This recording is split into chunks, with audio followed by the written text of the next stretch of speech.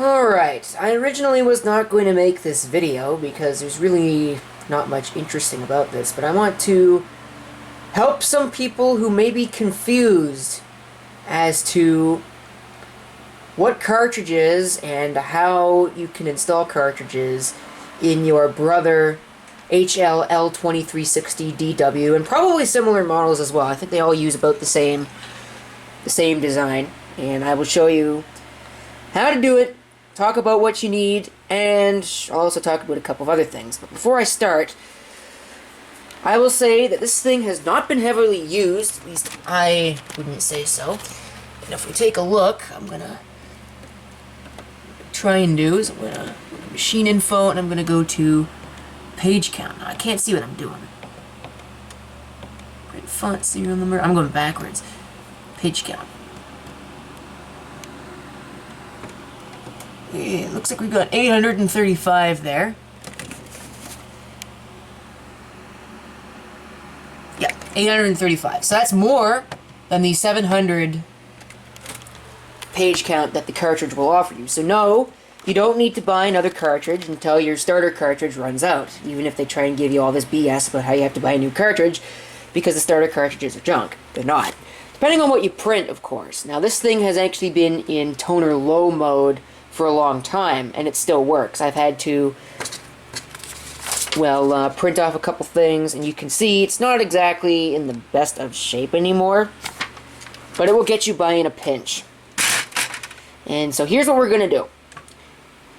Do not, or you don't have to anyways, replace this entire unit. All of this bit. In fact, don't even throw it away. The reason why is because the cartridge and the drum, you can see drum for DR, are separate units.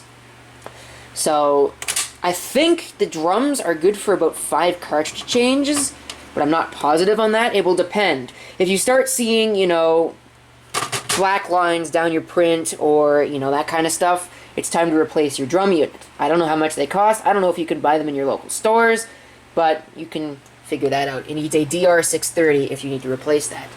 The cartridges are either TN630, which is what I've got, or TN660. The TN630 will give you, what is it, 1,200 pages? Yeah, 1,200 pages in accordance with all of that. A little bit less in other use cases. It's obviously a cartridge, so there you go. Or there's the 660, which is a high-capacity cartridge. You don't have to get the 660.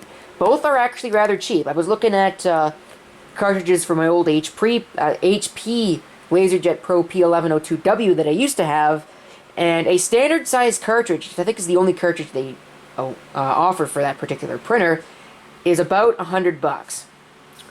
The standard size cartridge for the, you can see all the different models there, is about, well, $60. The high yield is about $90.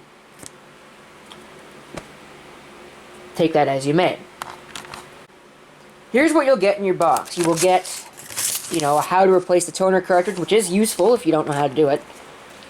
And you get the cartridge itself, which comes in one of these packages, and unfortunately I'm going to have to set the camera down in order to take it out of the box. That's what you get. And shouldn't be too difficult to do this. Just take off the 2 ends, like so, without breaking the cartridge itself. And to open it, I'm sure there's a perforated end somewhere. Yes, there is. Right here. You'll see this notch, you'll need to open that. Alright, what you'll find is that there's this orange piece on the front of it. You need to take that off, but I don't think I need to tell you that. And you'll be left with this. Look at how clean that looks. It's definitely really clean. Compare and contrast that to the old one, which is not so clean. This is actually a transfer roller, that's what they call this black thing right there. And I forget what exactly its job is, but you can see there's clearly a problem there. Alright, so what you need to do is you need to take your cartridge, put it in carefully, snap it into place, and I believe at this point, well, I guess you don't have to move that, even though it says that, you should probably move that. But it doesn't ask you to do anything. So, what you can then do, it's kind of heavy, is put it back into your printer, seat it firmly. It might force itself a little bit. Ignore that noise in the background. Having a bit of a hard drive issue. I guess it's the same drive that keeps giving me problems. Had it for 4 days! That's not the point of this video. So put the front cover back on. Heard that pop in the speakers. It's normal, I guess. This shouldn't be there.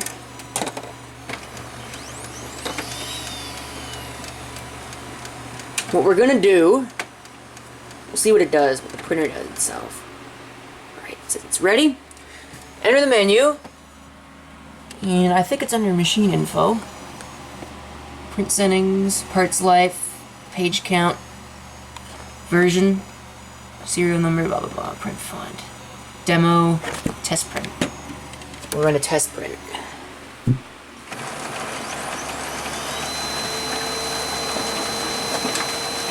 Let's see what it looks like. Alright, now that's what we need to see. Compare and contrast that, get it up here, with the old one. And I think you'll agree it's more than just a little bit better. And so that's pretty much it. There's nothing else I need to talk about with this printer. I mean, it's been a nice printer, actually, for the entire time I've had it. I've obviously put 835 pages on it, and it'll be good for another 1,200 before I need to buy another cartridge for it. Thank you for watching. If you have any comments, feel free to leave them down below. And this is CP666 signing off. Hope to see you next time. Till then.